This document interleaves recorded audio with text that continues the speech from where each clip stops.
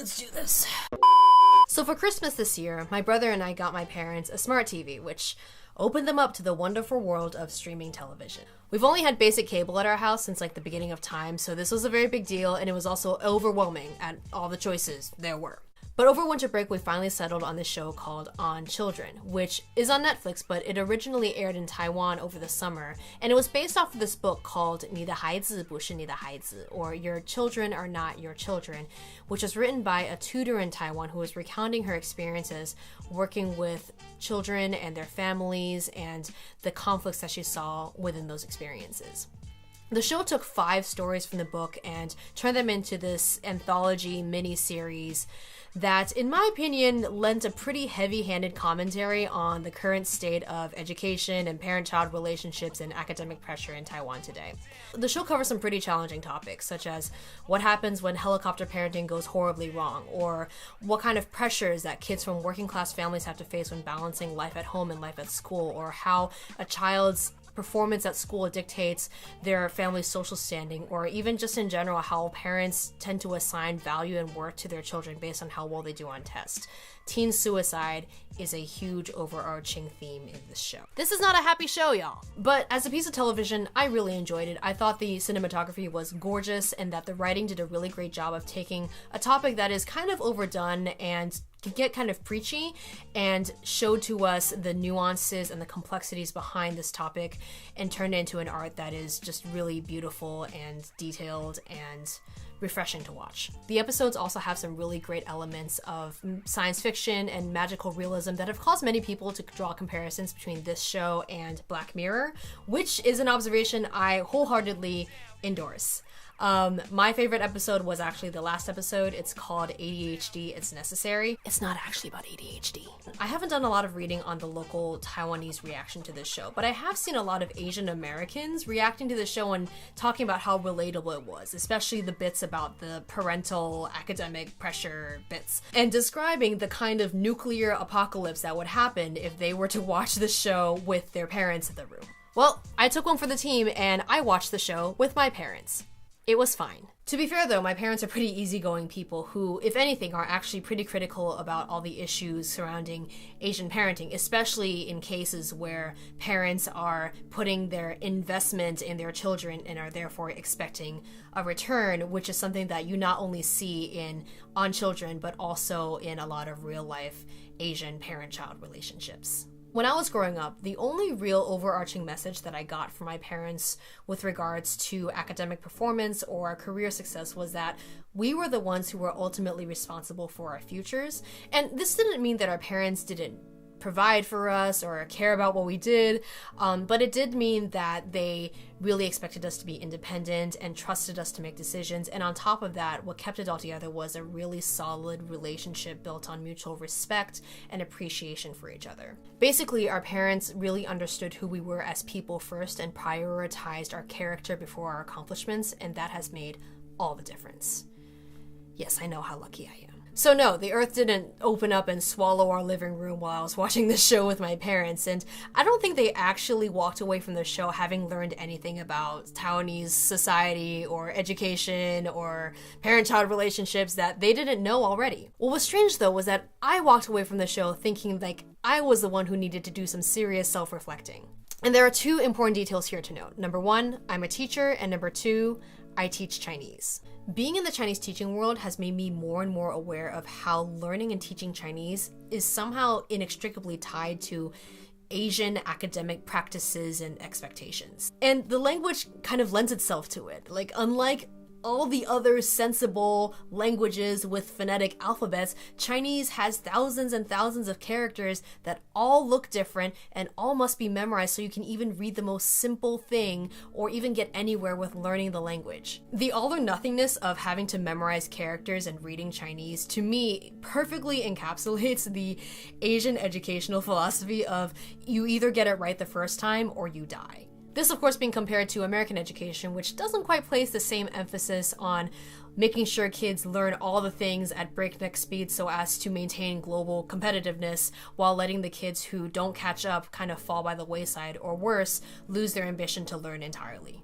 And I have to admit that despite being myself a product of the American education system and having reaped the benefits of having teachers who helped me when I was lacking behind and when I wasn't, giving me the opportunity to kind of do what I wanted and giving me fun projects to do instead of pushing me forward onto the next thing just because I could.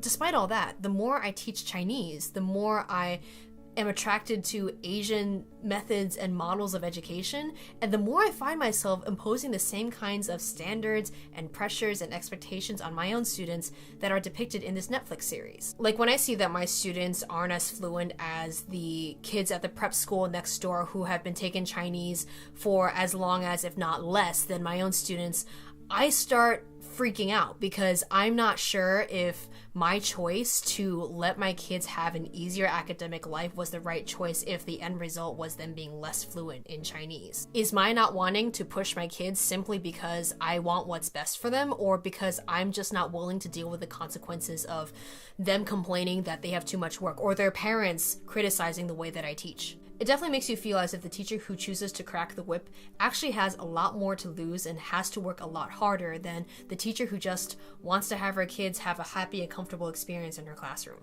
And if my response to my students not achieving as much as I think they should is for me as a teacher to work harder, then it's kind of obvious as to which choice makes the most sense. Or if you want to take it one level deeper, you could even talk about the fact that I'm pretty close in age with my students and how that makes me have this sense of urgency to make sure that I'm training my kids to be people with grit and perseverance and the ability to work really, really, really hard so that when they become adults, they know how to keep the world running in a place that is safe for the sake of their lives and for mine. I remember hearing that in Taiwan, teachers will often tell their students, 台湾的未来以后就靠你们了.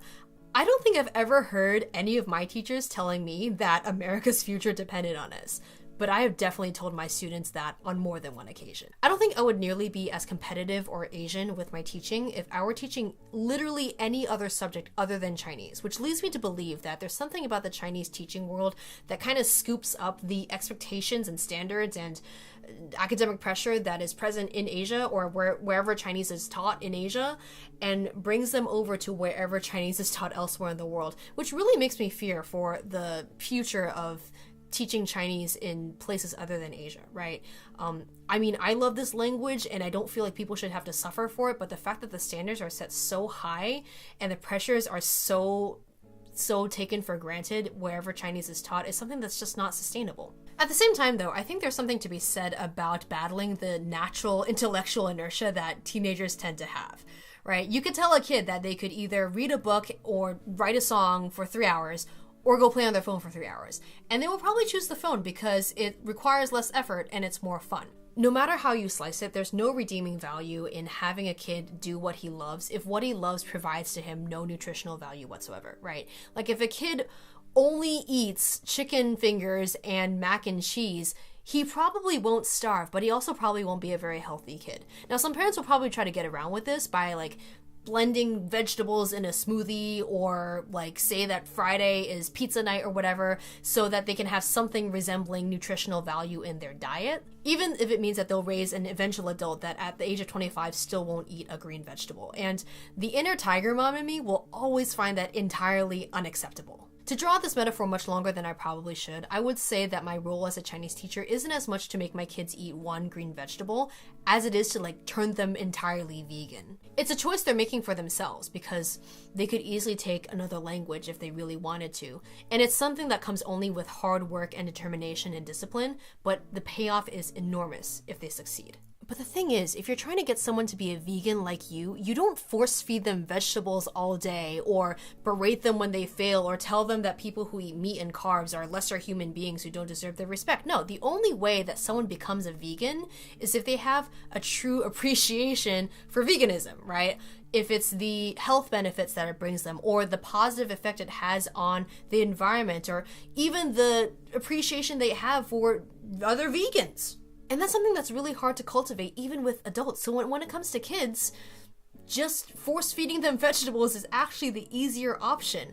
Pushing a kid to learn an oppressively difficult language without giving them the space and the opportunity and the guidance to figure out what meaning that language has to them and why it's important for them to learn it is the easy way out. And here's the most important thing. People usually become vegan or successfully learn a hard language after they've seen someone else do it and seen the positive effect it has on their lives and said to themselves, hey, I want that for myself too. And as a Chinese teacher, I'm realizing that hands down, that is the most exciting and rewarding part of my job. And there's no amount of student achievement or fluency or test scores that will ever compare to seeing a student realize why they're learning what they're learning and having fun with it. For the record, I am not a vegan, and I will probably never become a vegan, because ironically enough, I am the most undisciplined person I know, and the act of learning Chinese and becoming fluent as an adult probably used up whatever self-discipline I had left after I managed to miraculously graduate college on time and get my driver's license before I turned 21.